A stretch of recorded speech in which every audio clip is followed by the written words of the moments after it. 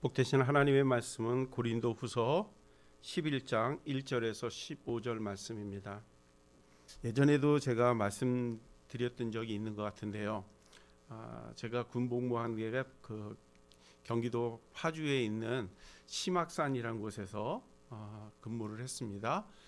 그 심악산은 원래 뱀이 많은 곳이에요. 그래서 수색 정찰을 나가다 보면 뱀을 한두 마리는 꼭 봐요. 그래서 그 뱀들을 잡으면 PX를 가져가요. 그러면 고추장을 주기도 하고 초콜릿 하나 주기도 하고, 그래서 뱀을 잡으면 PX를 가져갑니다.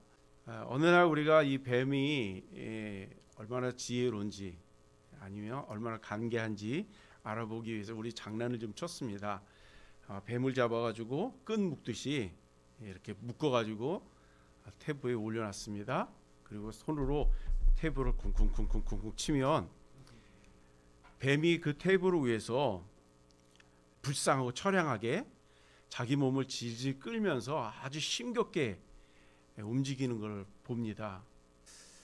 그런데 이 뱀을 이제 철모로 이렇게 덮어놓고 있으면, 그리고 우리가 조용히 있으면요, 이 뱀이 얼마나 간계한지요, 언제 그랬느냐는 듯이 몸을 풀고 스르르 기어 나옵니다. 좀 지혜롭지 않아요? 또 우리가 수색 장찰을 하면서 잡은 뱀을 이제 어디다 버려둘 수가 없으니까 이제 가지고 갑니다. 가져갈 때 이제 끈으로 이렇게 묶어서 가면은요, 마치 굴비 엮어서 갈 때 대롱대롱 매달리듯이 뱀들이 아무 힘 없이 그냥 매달려서 갑니다. 출렁출렁거리죠. 그러다가 이제 우리가 철책에 들어가면서 뱀을 갖고 갈 수는 없으니까 나무에다 이렇게 묶어 놓습니다. 이제 수색 정찰 끝나고 나오면 가져가려고요. 그래서 수색 정찰을 다 마치고 나와서 뱀을 가지러 가보면 뱀은 간데없는데 없이 이렇게 끝만 나무에 대롱대롱 매달려 있는 것을 보게 됩니다. 그런 걸 보면서 성경에서 말하는 뱀이 정말 간계하고 그렇다는 것을 그때 실감하고 경험했던 적이 있습니다. 뱀은 얼마나 간사한지 우리가 아는 대목입니다. 우리가 카멜레온이라고 하는 동물도 볼 수가 있어요. 그렇죠? 카멜레온이라고 하는 동물은 어때요? 자기가 위험을 겪게 되면 자기 몸 색깔을 바꿉니다. 뿐만 아니라 이제 먹이를 잡으려 할 때도 어때요? 자기 몸을 바꿉니다. 그래서 자기가 아닌 것처럼 보이는 거죠. 나는 너희의 위험 요소가 아니야. 또는 나는 너희가 찾는 그러한 동물이 아니야 하고 몸으로 위장을 하는 거죠. 이 다른 동물들을 속이는 겁니다. 뱀도 그렇고 카멜레온도 그렇고요. 자기 속을 잘 드러내지 않습니다. 상황에 따라 변하는 거죠. 어쩔 때는 막 불쌍해 보이고 애틋해 보이고 처량해 보이게 만드는 거예요. 그러면 어때요? 괜히 동정의 마음이 생기지 않겠습니까?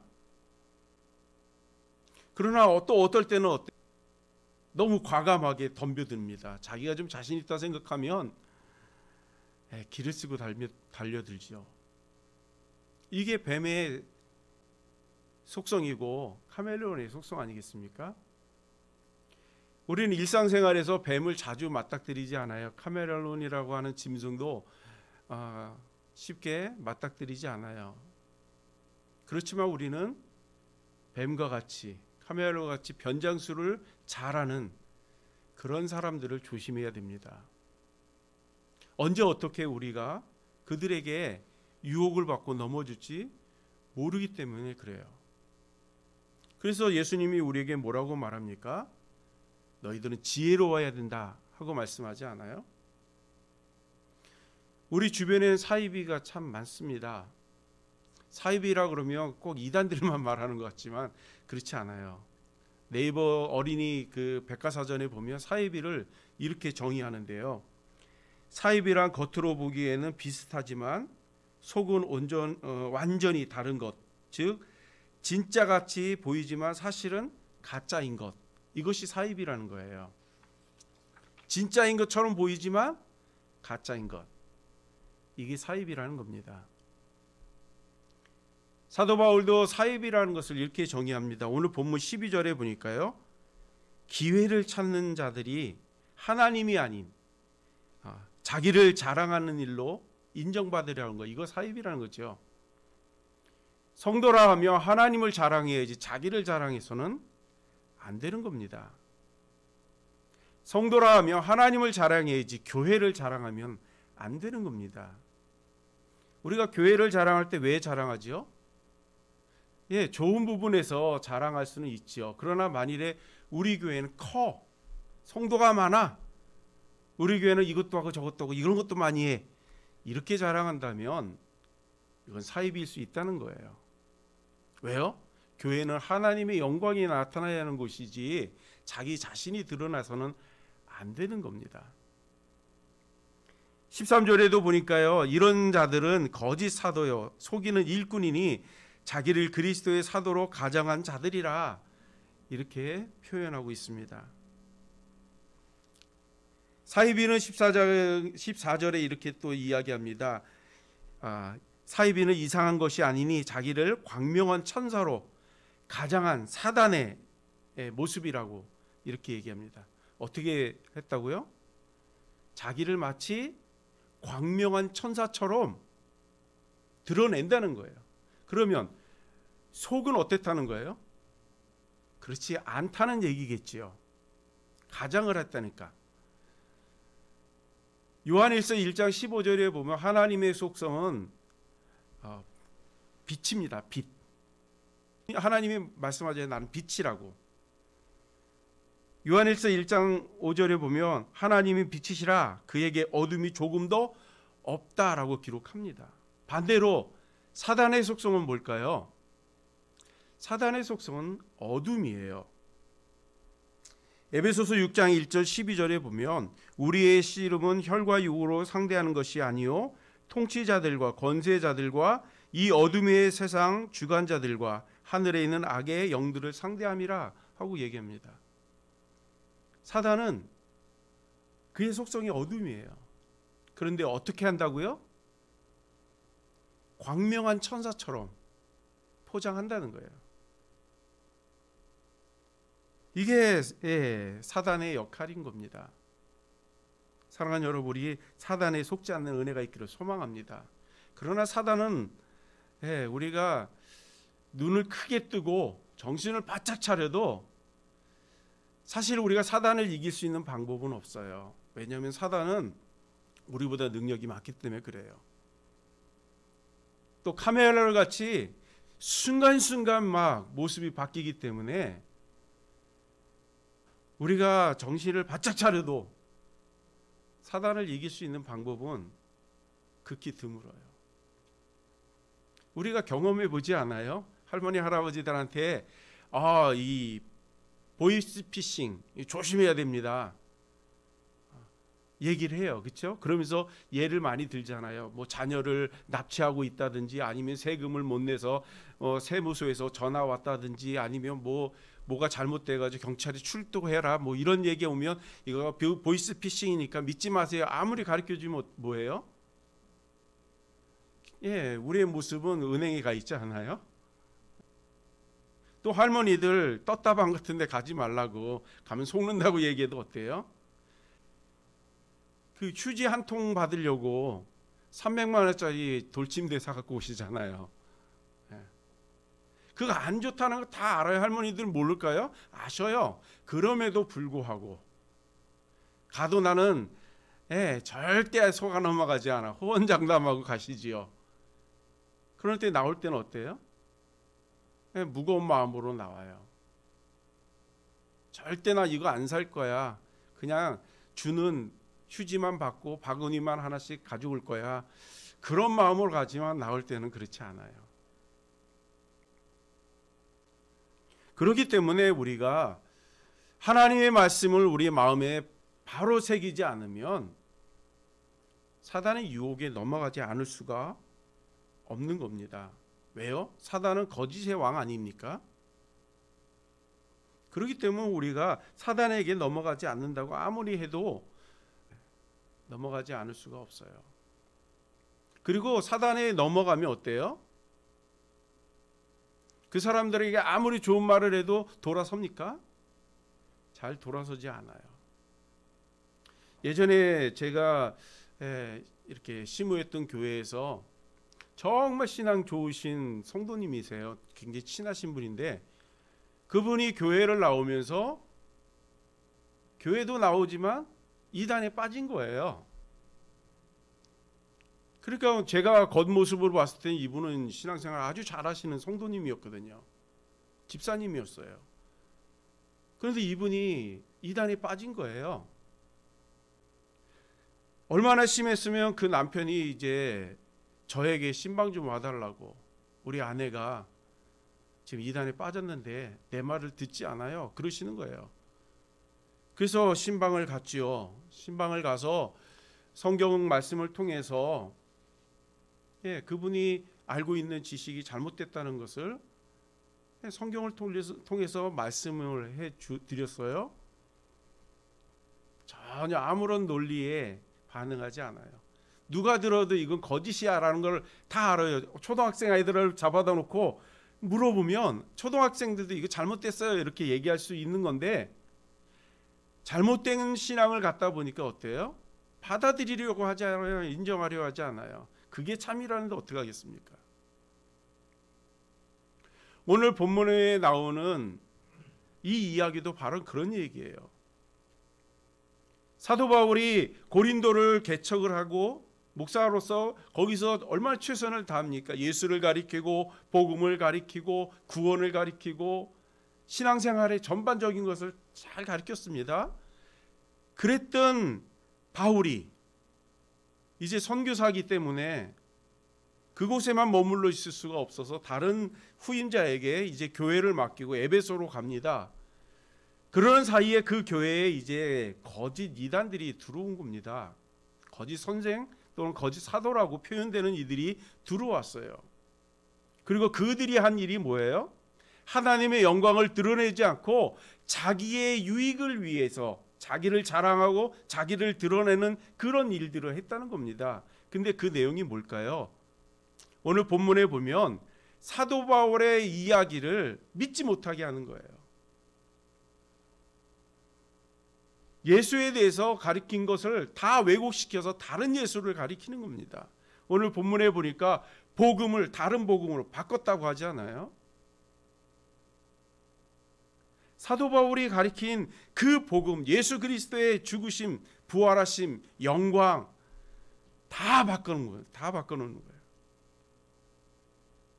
그러니까 고린도 교회가 사도 바울이 있을 때 얼마나 행복한 신앙생활을 했는지 몰라요.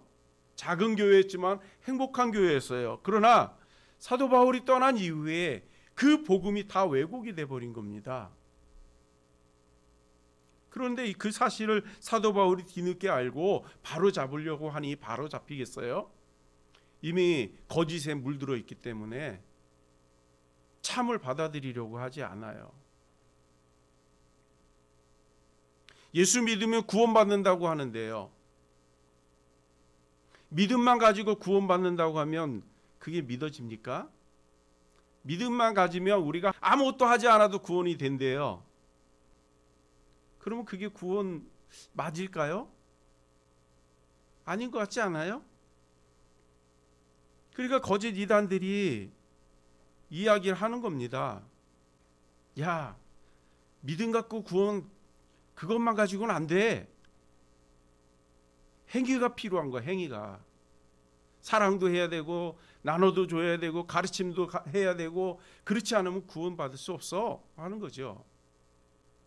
또 디모데전서에 보면 그 끝없는 족보, 신화, 거기에 창념을 하지 않으면 구원되지 않는다는 거예요.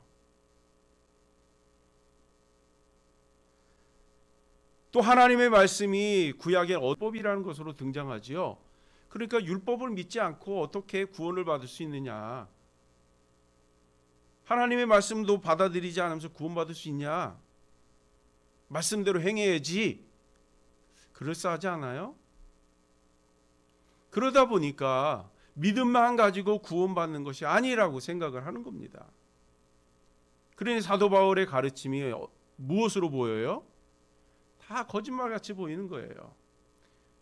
우리를 예수 믿으면 구원받는다는 달짝지근한 이야기로 우리를 미혹한 거야. 사실은 하나님의 말씀을 인정하고 받아들여야지. 하나님의 말씀은 율법인데 율법대로 행해야 돼. 제사도 드려야 되고 족보에도 관심을 가져야 되고 율법을 떠나서 우리가 아무것도 할 수 없어 하는 거죠. 그 율법에 보면 행하라는 얘기와 하지 말라는 얘기로 나눠지잖아요. 그러니까 그걸 다 지켜야 된다는 거예요. 행위를 통해서 우린 구원받아야 된다는 겁니다. 사랑하는 여러분, 우리가 이런 말을 들으면 미혹되지 않겠어요? 맞는 말 같이 들리잖아요. 구약 사람들 그렇게 해왔으니까. 그런 부분에서 우리가 정신을 차리지 않으면 안 됩니다. 이미 예수님이 뭐라고 했습니까? 예수님이 이 땅에 오셔서 모든 율법의 완성이 예수님이라고 하지 않았어요? 그렇다면 예수님의 말씀에 우리가 귀를 기울이고 부족한 율법 아닌 완성된 율법을 받아들임으로 인하여 우리가 온전한 신앙생활하는 것이 바람직한 거 아니겠습니까? 사도 바울은 지금 예수 그리스도가 완전한 복음으로 우리에게 증거하는 겁니다. 그러나 고린도에 들어온 거짓 선생들은 예수가 아닌 다른 것으로도 구원받을 수 있다고 얘기하는 겁니다. 복음이 아닌 다른 복음이 있어도 된다는 거지요. 우리 이런 거에 속지 않는 은혜가 있기를 소망합니다. 나는 결코 속지 않아. 호언장담하지 마세요. 우리도 언제든지 미혹될 수 있습니다. 나는 저 사람들과 달라. 다르지 않습니다. 우리가 특별한 사람들입니까? 우리 특별하지 않아요. 언제든지 유혹하면 넘어집니다. 한 예가 성경에 기록되어 있잖아요. 오늘 사도 바울이 얘기합니다. 3절에요. 뱀이 그 간계로 하와를 미혹한 것 같이 너희의 마음이 그리스도를 향하는 진실함과 깨끗함에서 떠나 부패할까 두려워한다고요. 하와가 하나님의 말씀을 몰랐을까요? 잘 알았을 거예요. 그러나 뱀이 찾아와서 이야기합니다. 너 저 선악과 먹고 싶지 않니? 먹으면 너 눈이 밝아져. 하나님처럼 선악을 구별할 수 있어. 이런 얘기를 들었을 때에 하와가 어떤 마음을 들었을까요? 하나님의 말씀이 정말 나를 주관하고 움직였다면 그래도 흔들리지 않았을 거예요. 그러나 하와가 뱀의 이야기가 하나님의 말씀보다 더 달콤하게 보이는 거지요. 그렇지 않아도 먹고 싶었는데 옆에 와서 저거 먹어봐. 하나님처럼 눈이 밝아져서 선악과를 알아 하는 이야기를 듣다 보니까 하나님의 말씀은 간데없는데 없이 사라지고 뱀의 말이 마치 하나님의 말씀처럼 들리는 겁니다. 그래서 하와가 한 행동이 뭐예요? 다시 한번 돌아보는 거지요. 창세기 3장 6절에 보니까요. 여자가 그 나무를 본즉 먹음직도 하고 보암직도 하고 지혜롭게 할 만큼 탐스럽기도 한 나무였다. 이렇게 얘기하지 않아요? 보암직도 하고 먹음직도 하고 탐스러운 거예요. 분명히 호언장담을 했어요. 내가 하나님의 말씀을 절대 거역하지 않습니다. 하나님의 말씀에 순종합니다. 그렇게 이야기한 하와 아담 아니겠어요? 그랬던 그들이 욕심이 들어오고 뱀의 유혹을 받다 보니까 하나님의 말씀이 기억되지 않아요. 이런 것을 볼 때 우리도 아담과 하와처럼 유혹을 받으면 넘어지지 않는다는 보장이 없다는 겁니다. 그러기에 우리의 마음을 늘 하나님의 말씀으로 무장하지 않으면 안 됩니다. 아까도 말했던 것처럼 사단은 거짓의 왕 아닙니까? 속이는 데 천재입니다. 어떻게 하면 사람을 넘어뜨릴까? 속속이 잘 아는 것이 사단이에요. 그런데 그런 사단을 우리가 맞닥뜨려 가지고 그들의 유혹에 넘어가지 않겠다고요? 안 넘어갈 수가 없습니다. 그러기에 늘 지혜롭기를 소망합니다. 예수님도 말씀하지 않았어요? 얼마나 사단이 간사하고 교활하고 지혜로운지 예수님도 너희들이 뱀처럼 지혜로웠으면 좋겠다 이렇게 표현하지 않아요? 우리 하나님의 말씀에 늘 무장하기를 소망합니다. 하나님의 말씀이 우리의 마음에 새겨질 때에 사단의 유혹이 무엇인지 눈으로 볼 수가 있습니다. 하나님의 말씀을 비추어서 볼 때에 이것이 잘못됐고 잘됐고가 옳고 그름이 분간이 됩니다. 우리의 판단으로는 잘 모르지만 하나님의 말씀을 비추어 보면 그게 옳은지 그른지 구분이 된다는 거예요. 그래서 우리 늘 하나님의 말씀 읽는 것 게을리하지 않는 은혜가 있기를 소망합니다. 늘 하나님의 말씀이 무장되어야 어떠한 이야기 속에서도 흔들리지 않고 일어설 줄 믿습니다. 성경에 말씀에 무장된 또 한 사람을 소개하고 있지 않습니까? 그분이 바로 예수님이세요. 예수님이 공생애를 시작하기 전에 광야에 나가서 40일 동안 금식하며 기도한 적이 있습니다. 기도를 다 마쳤을 때 예수님의 모습은 어땠을까요? 좀 초췌해 보이지 않았을까요? 저는 40일 금식해 본 적이 없기 때문에 잘 몰라요. 그러나 어렸을 때 3일 금식 같은 거는 많이 해봤는데요. 3일 견디기도 참 쉽지 않거든요. 그런데 광야라고 하는 그 땅빛에서 밤에는 그 추위 속에서 40일을 금식했다는 것은 이루 말할 수가 없겠지요. 그렇게 힘들게 어렵게 40일을 금식했는데 금식 끝난 그날 사단이 찾아오는 겁니다. 그리고 유혹을 하지요. 근데 그의 유혹을 가만히 들어보면 하나님의 말씀 빙자해서 유혹하지 않아요. 마치 자기가 하나님의 광명한 천사인 것처럼 하고 와서 예수님을 넘어뜨리려고 합니다. 그랬을 때 예수님이 하나님의 말씀으로 물리치지 않아요? 그렇다면 지금 예수님의 마음에는 하나님의 말씀을 가득 찼기 때문에 그래요.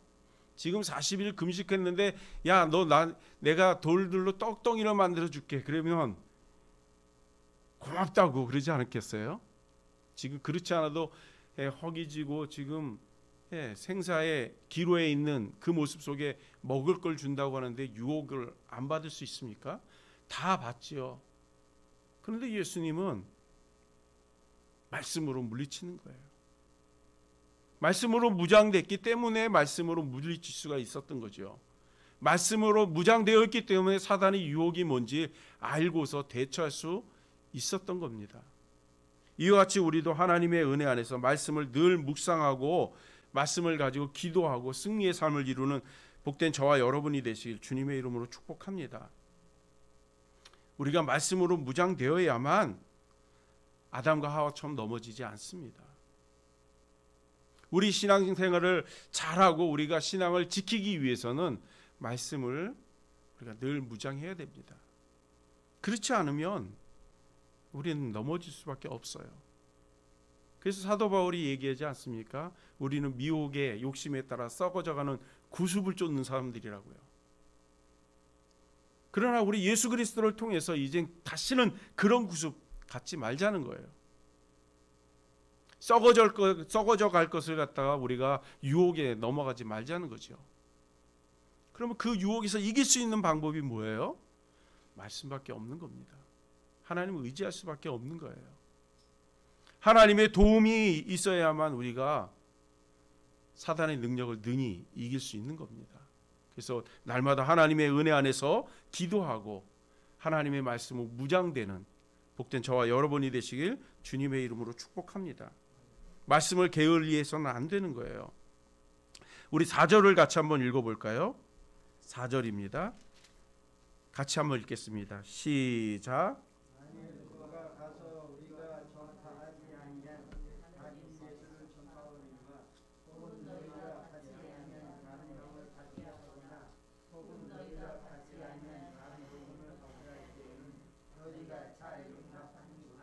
아멘. 지금 사도 바울이 고린도 성도들에게 뭐라고 합니까? 내가 예수를 가리킬 때에 참 어렵고 부담스럽게 받아들였는데 거짓 선지자가 와서 이 거짓말로 복음을 전하니까 어떻게 했다는 거예요? 잘 받아들였다는 거예요. 이 이유가 뭐죠? 우리 마음에 드는 이야기는 무조건 잘 받아들인다는 거예요. 이게 참이든 거짓이든 상관없이 우리에게 달콤하다 생각하면 잘 받아들인다는 겁니다. 이게 지금 지옥으로 가는 길인지도 모르고 우리에게 유혹해서 달콤한 이야기로 이야기하면 잘 받아들인다는 거예요. 하나님의 말씀을 알지 못한다면 그런 말이 미혹될 수 있지요. 그렇지 않아요? 우리가 칭찬은 고래도 춤추게 한다고 우리를 누군가 칭찬하면 어때요? 좋죠, 처음에는. 그런데 계속 칭찬하면 어때요? 어느 순간에 그 사람이 노예가 돼요. 그 사람한테 칭찬받으려고 착한 일을 하는 것처럼 하고 그 사람에게 잘 보이려고 하고 그래요. 왜요? 나를 또 칭찬할 거니까. 이게 미혹입니다. 그런데 우리가 잘 되라고 계속 훈계를 합니다. 너 이거 잘못했어.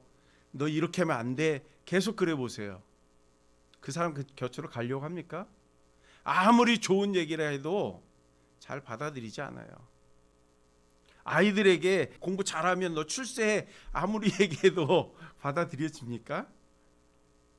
안 받아들여요. 몰라요. 그렇다고 애들이 다 알아요. 그렇게 하면 그렇게 된다는 거 다 알아요. 그러나 자꾸 그 얘기하면 받아들이지 않아요. 그런 것처럼 지금 고린도 교회의 성도들이 거짓에 속고 있다는 거예요.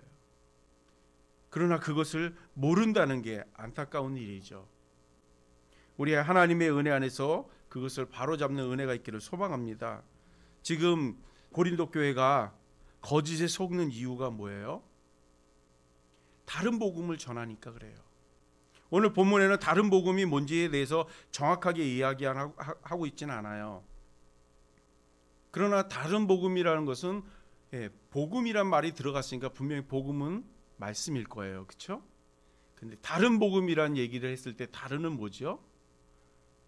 복음은 복음인데 좀 포장된 복음?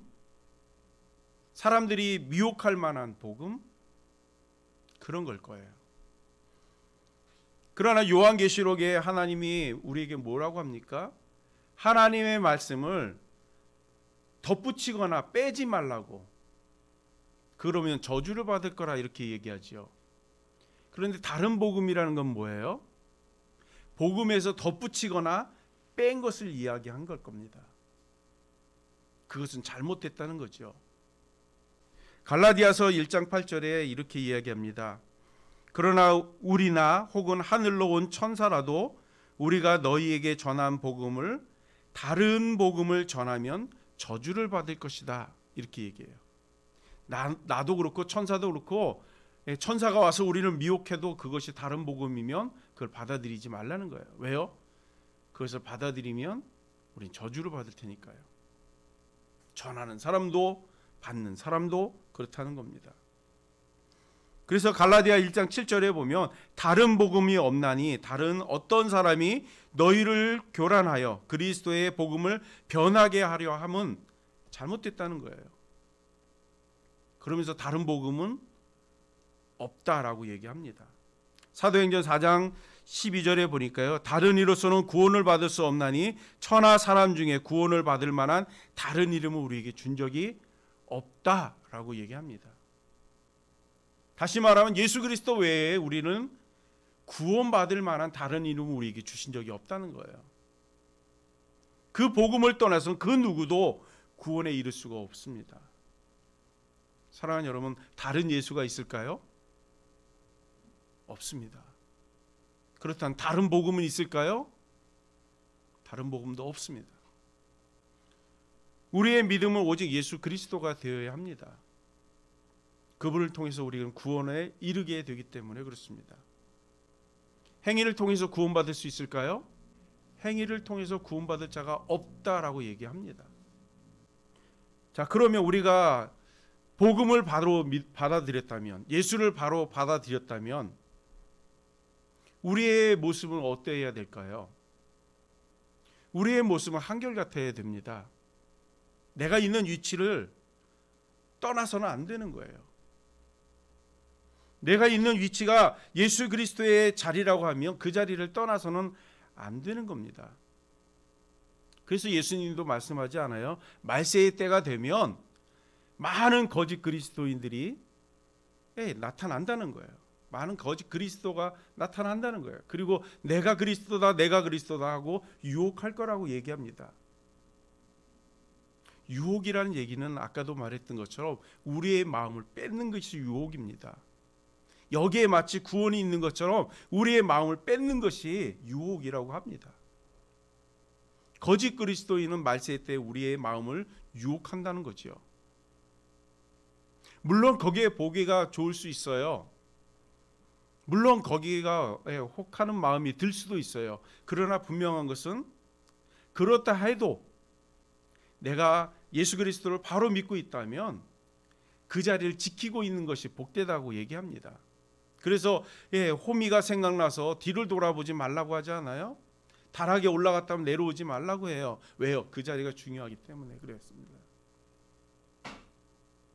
내가 예수를 믿고 있으면 어디 있는들 내가 구원은 못 받을까요? 예수님이 좀 눈이 어두워가지고 구원받는 사람들이 있는데 다른 데에 가서 찾을까요? 그런 일은 없습니다. 내가 예수를 바로 믿었고 복음으로 무장되어 있다면 내가 어디 있는 거 상관하지 않습니다. 왜요? 우리는 구원의 대상이기 때문에 그래요. 그런데 내 마음속에 복음이 있는데도 불구하고 예수가 있는데도 불구하고 저기에 예수가 있다 저기에 예수가 있다고 하면 혹하고 미혹돼서 달려가서는 안 된다는 겁니다. 왜요? 유혹은 말 그대로 우리를 예수님으로부터 빼앗는 것이 유혹 아니겠습니까? 그러기에 우리가 마음의 중심을 잡아야 합니다. 이 마음의 중심은 누가 아무리 좋은 말을 해도 그것을 못 받아들이면 받아들일 수 없는 거예요. 아까 이단에 빠졌던 어떤 성도처럼 그것은 누가 도와줄 수 있는 게 아닙니다. 같이 성경 공부를 하고 같이 성경을 읽고 같이 묵상하고 같이 은혜를 받아도 내 마음속에 있는 이 예수는 오직 나와 예수님과의 만남에서만 이루어지는 거예요. 이것이 정확하게 이루어졌다면 우리가 어디에서 신앙생활하는 게 뭐가 그리 중요하겠습니까? 우리 하나님의 말씀으로 늘 무장하는 은혜가 있기를 소망합니다. 거짓에 속지 않는 은혜가 있기를 소망합니다. 그래서 우리 교회의 목표이기도 하고 표호가 뭡니까? 여호수아 1장 7절에서 9절 말씀 아닙니까? 우리 여호수아 한번 찾아보고 말씀을 마치도록 하겠습니다. 여호수아 1장 7절에서 9절입니다. 시작. 오직 강하고 극히 담대하여 나의 종 모세가 내게 명령한 그 율법을 다 지켜 행하고 우로나 좌로나 치우치지 말라. 그리하며 어디로 가든지 형통하리니 이 율법책을 내 입에서 떠나지 말게 하며 주야로 그것을 묵상하여 그 안에 기록한 대로 다 지켜 행하라. 그리하면 내 길이 평탄하게 될 것이며 내가 형통하리라. 내가 내게 명령한 것이 아니냐? 강하고 담대하라. 두려워하지 말며 놀라지 말라. 내가 어디를 가든지 내 하나님 여호와가 너와 함께 하시느니라. 아멘. 우리가 하나님의 말씀을 주야로 묵상하고 그 말씀에 기록한 대로 우리가 좌로나 우로나 치우치지 않고 행할 때에 하나님이 우리와 함께 하시겠다고 말씀합니다. 또 하나님의 말씀이 우리 마음에 무장이 되면 그 어떤 것도 우리를 흔들 수가 없어요. 왜냐하면 하나님이 우리와 함께 하시기 때문에 그렇습니다. 그러기에 사랑하는 여러분, 우리 늘 하나님의 말씀으로 무장하는 은혜가 있기를 소망합니다. 나는 아니야, 나는 절대 넘어지지 않아, 호언장담하지 마시고요. 하나님의 말씀을 의지하고 끝까지 승리하는 복된 저와 여러분이 되실 주님의 이름으로 축복합니다. 기도하겠습니다.